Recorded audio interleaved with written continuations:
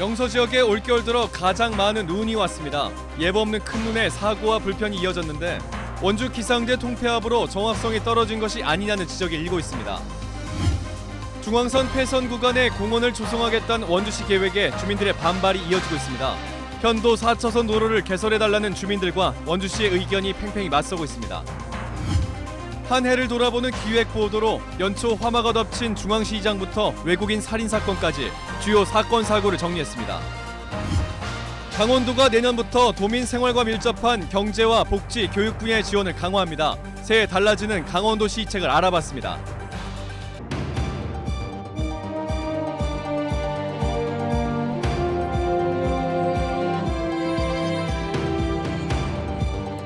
안녕하십니까. 뉴스데스크 원주입니다. 원주를 비롯한 영서 지역에 올 겨울 들어 가장 많은 눈이 내렸습니다. 하지만 예보를 접하지 못한 시민들은 하루 종일 큰 불편을 겪었습니다. 권기만 기자가 취재했습니다. 차들이 힘겹게 언덕길을 오릅니다. 화물차는 헛바퀴만 돌리다 결국 포기하고 차를 돌립니다. 안 올라가요, 차가? 지금 차가 너무 헛바퀴가 많이 도는데. 그래서 행인들도 한 걸음 한 걸음 조심스럽게 길을 내려옵니다. 그런 게 있던 건데 한번 딱 미끄러질 뻔했어요. 그래서 좀 주의해서 걸어가는 겁니다. 넓은 도로로 나와도 거북이 운행은 계속됩니다. 4차선이 넘는 시내 주요 도로들도 제때 제설 작업이 이뤄지지 않으면서 출근길 차량 통행에 어려움을 겪었습니다. 예보 없이 내린 많은 눈에 제설 작업도 차질을 빚었습니다. 눈 예보가 있으면 3시간 전에 나와서 작업을 이제 준비를 해서 이렇게 진행을 하는데 오늘 같은 경우는 뭐 전혀 눈이 안 오는 상황이라 예보가 없었던 상황이라 크고 작은 눈길 교통사고가 잇따랐고 원주공항 비행편도 모두 결항될 정도로 많은 눈이 내렸지만 기상청은 전혀 예상하지 못했습니다.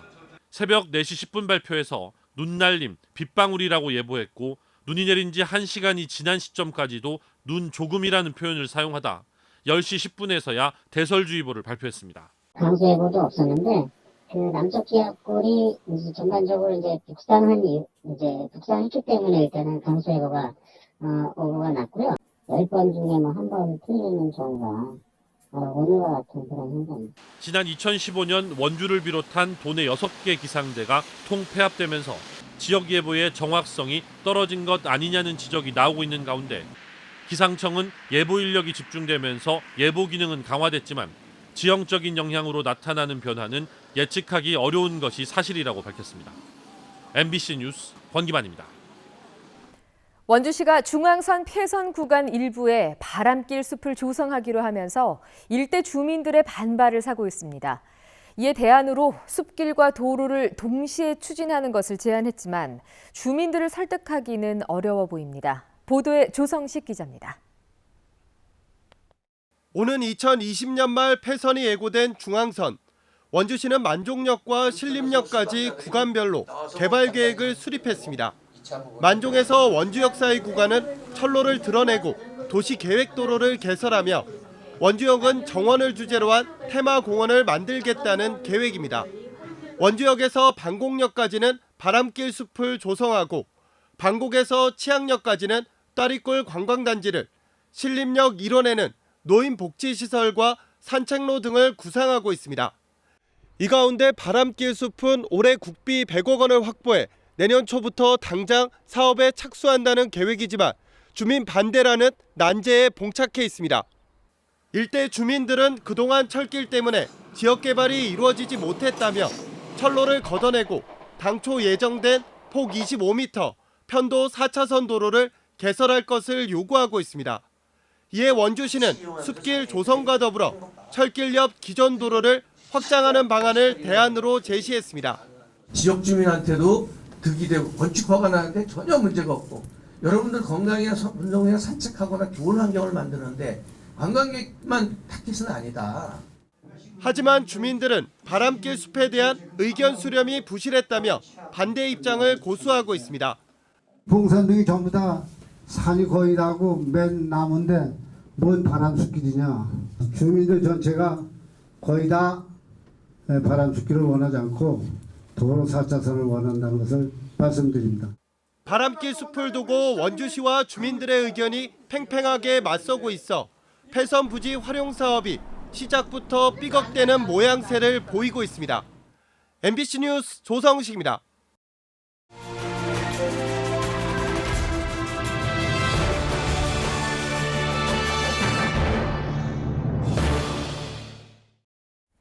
올 한 해를 돌아보는 원주 MBC 연말 기획보도 순서입니다.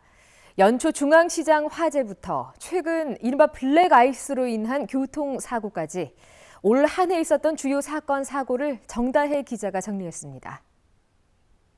시커먼 연기가 치솟아 하늘을 가득 뒤덮습니다.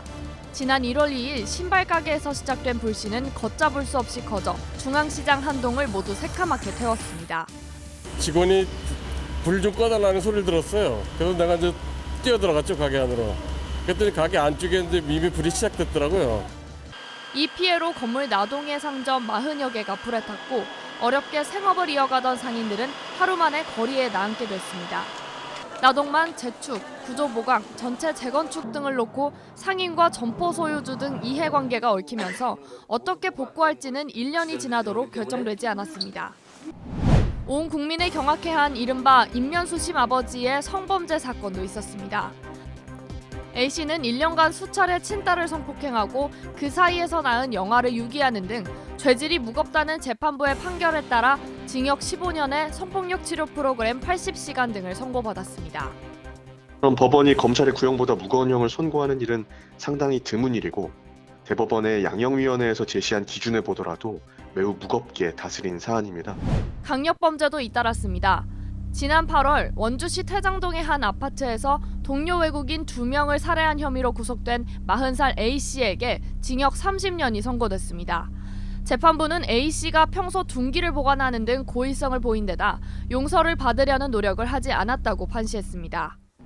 겨울을 맞아 기온이 뚝 떨어지면서 터널과 교량에 생긴 블랙아이스로 교통사고가 속출하기도 했습니다.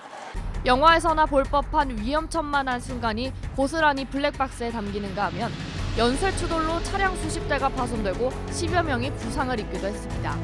MBC 뉴스 정다혜입니다. 강원도는 2020년 새해부터 도민들의 생활과 밀접한 경제, 복지, 교육 분야의 지원을 강화합니다. 새해부터 달라지는 강원도의 주요 시책을 박병근 기자가 정리했습니다. 강원도는 자체 발굴 시책 46건을 비롯해 정부의 신규 시책을 포함한 88건의 시책을 만들어 민선 3년 차인 내년부터 시행에 들어간다고 밝혔습니다. 우선 철원, 화천, 양구, 인제, 고성 등 평화지역의 군장병이 군장병 할인 우대업소를 이용할 경우 이용 금액의 30%를 지역 상품권으로 환급합니다.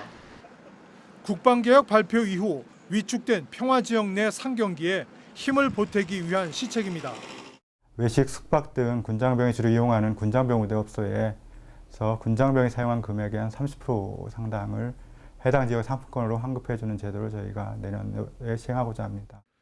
도내 고교 출신으로 주소지 이외 도내 대학 재학생을 대상으로 학기별 1인당 100만 원의 주거비 지원이 내년부터 신설됩니다. 학기당 최대 50만 원까지 지원되는 장학금 제도는 종전대로 시행됩니다. 사회복지적 차원에서 성적과는 무관하게 경제적 상황을 고려해서 선발할 그럴 계획입니다. 또 고속도로 이용에 어려움을 겪던 장애인 차량 사용자를 위한 하이패스 감면 단말기 구매 비용을 무상 지원하기로 했습니다. 이 밖에 강원 상품권이 전자 상품권으로 유통돼 사용이 편리해지고 생계형 1인 자영업자의 사회보험료를 지원해 최소한의 사회안전망을 확보합니다. 여성 임업, 농업, 어업인에게 복지 바우처와 가금 농가의 야생조류 기피제, 방역시설을 지원합니다. 관심을 모으고 있는 농민수당은 농민과 어업인, 임업인을 포함한 대략 10만 4천 명에게 60만 원 정도가 내년 7월 초쯤 일괄 지급될 전망입니다. 강원도는 2020년 시책과 제도를 각 지자체의 홈페이지에 게재하고 책자를 만들어 읍면동 주민센터에 배치할 계획입니다. MBC 뉴스 박병근입니다. 다음은 희망 2020 나눔 캠페인에 성금을 보내주신 분들입니다.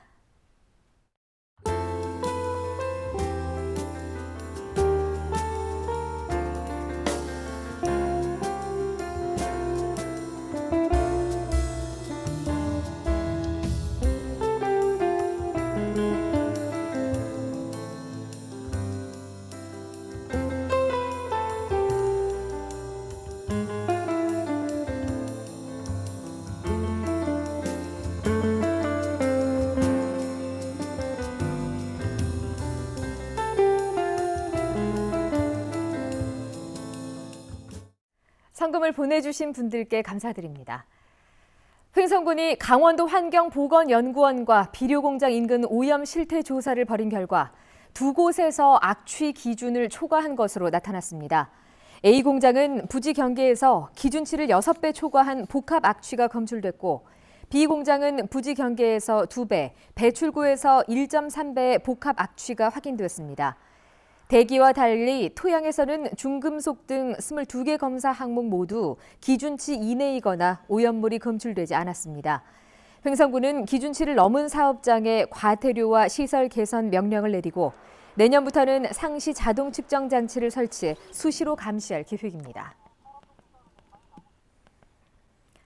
강원 지역 내 교통사고 사망자가 해마다 줄고 있어서 역대 최저치를 올해 기록한 것으로 나타났습니다. 강원지방경찰청에 따르면 올해 현재까지 교통사고 사망자는 179명으로 경찰청 통계 작성 이후 17년 만에 역대 최저치를 기록했습니다. 최근 5년간 도내 교통사고 사망자는 평균 225명이지만 지난해부터는 처음으로 200명 아래로 감소했습니다. 하지만 사망사고 가운데 보행자 사고는 25%, 음주운전은 13%, 화물차는 23%가 지난해보다 증가했습니다.